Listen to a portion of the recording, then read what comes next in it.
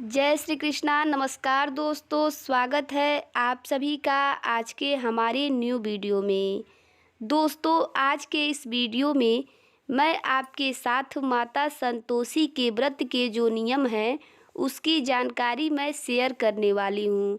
तो दोस्तों, संतोषी माता का व्रत हमें कब से शुरू करना चाहिए, संतोषी माता का व्रत कितनी संख्या में हमें रखनी चाहिए, व्रत का महत्व क्या है, व्रत कौन कौन से लोग कर सकते हैं, व्रत शुरू करने का सबसे शुभ समय क्या होता है, व्रत की विधि जो है वो क्या है, व्रत में माता को क्या भोग लगाएं, किस प्रकार का भोजन हमें व्रत में स्वयं करना चाहिए, क्या वो नियम है जो परिवार के अन्य सभी सदस्यों को जो भी व्रती हैं व्रत कर रहे हैं उनको मानना चाहिए, व्रत का उद्यापन हमें कब करना चाहिए, सभी जानकारी आपको इस वीडियो में शेयर करने जा रही हूँ।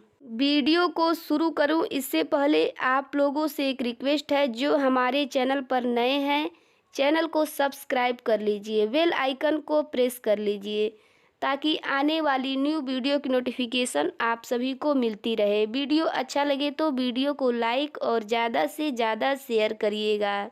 तो चलिए वीडियो को शुरू कर लेते हैं। दोस्तों, संतोषी माता का व्रत हम किस दिन करते हैं? शुक्रवार का ये दिन होता है जब हम माता संतोषी की आराधना करते हैं। संतोषी माता विघ्नहर्ता गणपति की पुत्री हैं और रिद्धि सिद्धि की बेटी है। जो गणपति की बेटी हैं उनकी हम पूजा आराधना करते हैं, तो ऐसे में हमारा कोई काम नहीं है जो सफल नहीं होता है। माता संतोषी जैसे कि इनके नाम में ही परम संतोष देती हैं। जिस चीज़ की भी आपकी कामना हो, जो भी इच्छा है, चाहे कोई सौभाग्यशाली महिलाएं अपने सफल दाम्पत्य जीवन के लिए करना चाहती हैं वो कर सकती हैं, और कोई कुंवारी कन्या सुयोग्य वर के लिए अपनी शादी के लिए करना चाहती है तो वो कर सकती है। निसंतान जो दंपति है संतान प्राप्ति के लिए, धन कामना के लिए, सभी तरह के शोक रोगों से मुक्ति के लिए, किसी भी प्रकार के संकट को हरने वाली हैं माता संतोषी। तो ये व्रत हम इसीलिए करते हैं, व्रत को सभी लोग कर सकते हैं, कोई भी स्त्री, कोई भी पुरुष, कोई भी कन्या इस व्रत को कर सकती है। व्रत को हमें कितनी संख्या में करनी चाहिए? 11, 16, 21, 51, 101 की संख्या में हम इस व्रत को कर सकते हैं। ये व्रत शुक्रवार के दिन किया जाता है, तो शुक्रवार के दिन सुबह जल्दी उठकर नित्य क्रियाओं से निवृत्त होकर इस व्रत का प्रथम दिवस में हमें संकल्प लेना चाहिए। जितनी भी संख्या में हमने मन्नत रखी है और जिस भी कामना से हम व्रत कर रहे हैं वो संकल्प लेते हुए इस व्रत को शुरू करना चाहिए। दोस्तों, शुक्रवार माता संतोषी का व्रत कब से शुरू करना चाहिए? देखिए, कोई भी व्रत हम करते हैं तो हमारे सनातन धर्म में बताया गया है कि शुक्ल पक्ष में, मतलब कि चंद्र जैसे जैसे बड़े होते जाते हैं, आकार उनका बड़ा होता है, व्रत का फल उतना ही बड़ा होता चला जाता है। तो हमें शुक्ल पक्ष में व्रत शुरू करना चाहिए।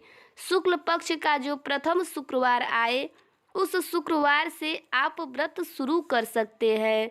तो दोस्तों, आप घर में ही माता संतोषी की पूजा आराधना कर रहे हैं तो आपके पास एक संतोषी माँ की प्रतिमा होनी चाहिए और एक किताब होनी चाहिए। अगर आप मंदिर जाकर कर रहे हैं तो वहाँ भी कर सकते हैं, इसमें कोई दिक्कत नहीं है।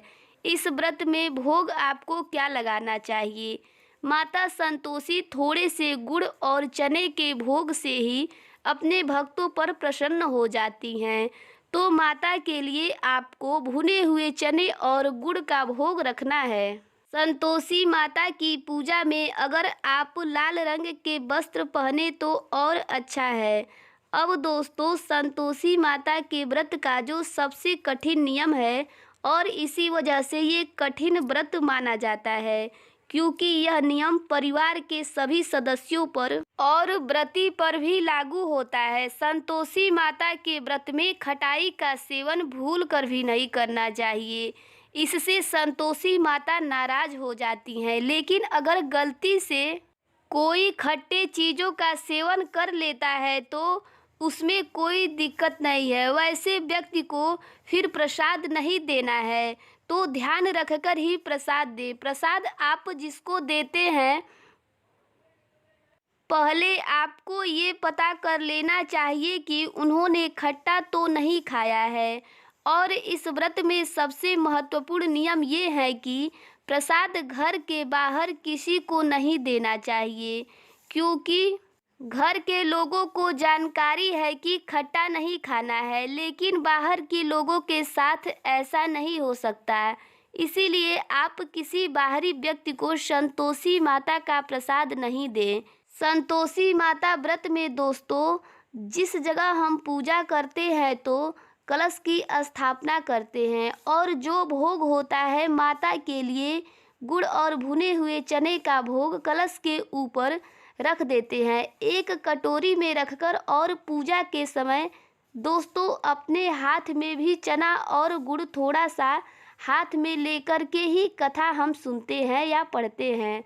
और जो हाथ वाला भोग है दोस्तों, उसको कथा सुनने के बाद में, पूजा संपूर्ण होने के बाद में हमें गौ माता को उसी दिन खिला देना चाहिए। ये भी एक महत्वपूर्ण नियम है जिन्हें आपको ध्यान रखना है। और जो जल है उसे घर में छिड़क देना चाहिए और जो जल बच जाए तुलसी के पौधे में आप डाल दें। अब जान लेते हैं कि कथा हमें किस समय करनी चाहिए। तो इसमें कथा सुबह भी आप कर सकते हैं। सुबह की पूजा जब आप करते हैं, सुबह जब आप उठे, स्नान आदि क्रियाओं से निवृत्त होने के बाद में व्रत का संकल्प लेकर के आप संतोषी माता की कथा कर आप इस पूजा को कर सकते हैं। पूजा के बाद में आप चाय पानी ये सब चीज़ें ले सकते हैं और आप चाहें तो फल भी खा सकते हैं। भोजन एक ही समय संध्या काल आरती के बाद आपको करना है। दोस्तों अब इसमें जब आप व्रत पूर्ण कर लेते हैं, जो भी संकल्प आपने लिया है, 11, 16, 21, 51, 101 जितने भी संकल्प आपने लिया है, उतने व्रत आपने पूरे किए। उसके बाद में आपको अगले व्रत में उद्यापन करना होता है। तो उद्यापन वाले दिन भी आपको इसी विधि विधान से आपको पूजा करनी है। जो भोग आप अर्पित करते हैं वो भोग आपको थोड़ा ज़्यादा लगाना होता है, क्योंकि उस दिन आपको भोग वितरित करना है। उद्यापन के दिन आपको हवन जरूर करना है। हवन की तैयारी आपको जरूर रखनी है। उद्यापन में एक और जो विशेष चीज़ होती है, इस उद्यापन में बालकों को, लड़कों को बुलाना होता है। तो संतोषी माता के व्रत में कुंवारे लड़कों को भोजन कराना होता है। तो इनमें 8 लड़कों को भोजन कराने का विधान बताया गया है। 8 लड़कों को आप भोजन कराएंगे। आपको भोजन में पूड़ी, हलवा, खीर, चने का साग महत्व है। जैसे हम भोग भी माता को चना लगाते हैं, तो चने की साग अगर मिल जाए तो आप बना करके बच्चों को यही भोग में खिलाएंगे। अब सबसे महत्वपूर्ण बात ये है दोस्तों कि बच्चों को जिनको भी आप पहले से आमंत्रित करें, उनकी जानकारी में हो कि उन्हें संतोषी माता व्रत के उद्यापन में खाना खाना है। वो बच्चे कहीं उस दिन, जिस दिन आपको उद्यापन करना है, उस दिन खाने आए तो उस दिन खटाई नहीं खाएं। तो उनके घर के सदस्यों को बता कर के ही उन्हें भोजन के लिए बुलाना है। बच्चों को आप जब दक्षिणा दें, उसमें भी आप खट्टे फल और पैसे नहीं दें।